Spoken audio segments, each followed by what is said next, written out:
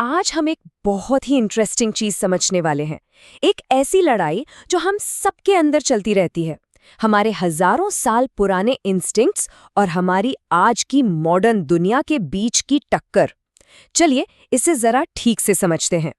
हम सबने ये महसूस किया है ना, कि हमारा लॉजिकल दिमाग कुछ और कहता है, जैसे मुझे जंक फूड नहीं खाना चाहिए, लेकिन अगले ही पल हम खुद को पिज्जा ऑर्डर करते हुए पाते हैं। आखिर ऐसा होता क्यों है? जो हम सोचते हैं कि हमें करना चाहिए और जो हम असल में करते हैं, उसमें इतना बड़ा फर्क क्यों है? और यहीं पर है इस पूरे मिसमैच की जड़।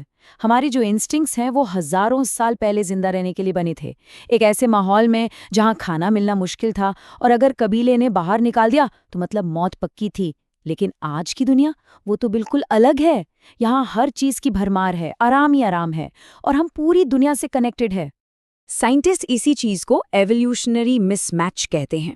मतलब ये आइडिया कि हमारी जो बायोलॉजिकल वायरिंग है वो उस दुनिया से मैच ही नहीं करती जिसमें हम आज जी रहे हैं।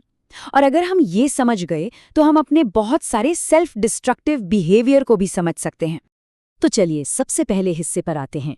यहाँ हम देखेंगे कि कैसे जिंदा रहने के हमारे गहरे इंस्टिंक्ट्स आज के ज़माने में हमारे ही खिलाफ काम कर रहे हैं, जिससे हमें क्रेविंग्स होती हैं और हम काम टालते रहते हैं।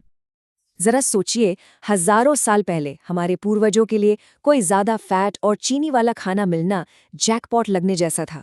ये एनर्जी का वो ज़रूरी सोर्स था जो उन्हें जिंदा रहने में मदद करता था।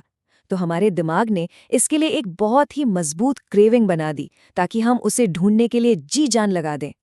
और अब फास्ट फॉरवर्ड करें आज के ज़माने में। ये ही सेम इंस्टिंक्ट हमें खींच कर ले जाती है डोमिनोज और बर्गर किंग तक। ये कंपनियां बहुत अच्छी तरह जानती हैं कि हमारी ये पुरानी क्रेविंग कितनी पावरफुल है। वो ऐसे प्रोडक्ट्स बनाते हैं जो सीधे हमारे इन्हीं इंस्टिंक्ट्स पर निशाना लगाते हैं, और हमारा बेचारा लॉजिकल दिमाग इस लड़ाई में अक्सर हार जाता है। अब एक और बड़े आइडिया पर आते हैं। हम सब तो खुश रहना चाहते हैं, है ना? पर क्या नेचर भी हमारे लिए यही चाहता है? ये सेक्शन इस बात को समझाएगा कि एवोल्यूशन को हमारी फीलिंग्स से ज़्यादा फर्क क्यों नहीं पड़ता। यहाँ एक बहुत बड़ा फर्क है, इसे समझना ज़रूरी है। देखिए, नेचर का मेन गोल फिटनेस है, यानी अपने माहौल में ढलकर जिंदा रहना और अपने जीन्स को अगली पीढ़ी तक पहुंचाना। और खुशी तो बस एक टेम्पररी रिवॉर्ड है जो नेचर हमें उन कामों को करने के लिए देता है जो पुराने ज़माने में हमारी फिटनेस को बढ़ाते थे, जैसे खाना और बच्चे पैदा करना। ये एक बहुत पावरफुल आइडिया है। एवोल्यूशन ने हमेशा उन लोगों को फेवर किया है जो कभी संतुष्ट नहीं हुए। जरा सोचिए, जो लोग एक शिकार के बाद खुश होकर बैठ गए वो जिंदा नहीं बचे, लेकिन जो हमेशा और ज्यादा के लिए कोशिश करते रहे उन्होंने ही अपने जीन्स आगे बढ़ाए। हमारी प्रोग्रामिंग ही लगातार किसी चीज के पीछे भागने की है, और यही चीज हमें हैप्पीनेस ट्रेडमिल पर ले आती है। हम एक गोल सेट करते हैं, उसे हासिल करते हैं, कुछ देर के लिए बहुत अच्छा महसूस होता है और फिर वो फीलिंग चली जाती है, और फिर हम एक नए गोल की तलाश में निकल पड़ते हैं। यही वजह है कि कई बार सब कुछ हासिल करने के बाद भी लोग खुश नहीं रह पाते।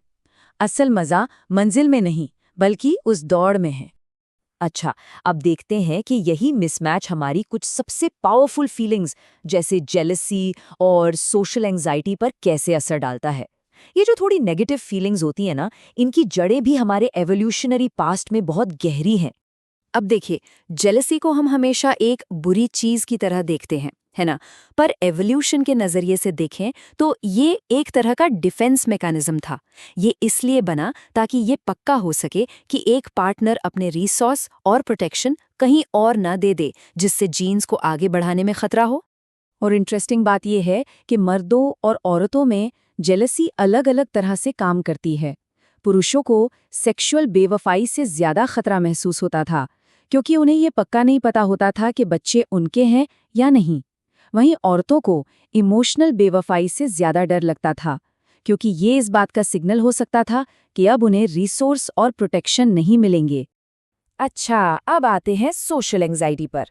आज हमें अनजान लोगों से वैलिडेशन क्यों चाहिए होता है? क्योंकि हमारे पूर्वजों के लिए अपने ग्रुप का हिस्सा बने रहना जिंदगी और मौत का सवाल था। अगर आपको कबीले से बाहर निकाल दिया गया तो आपका बचना नामुमकिन था।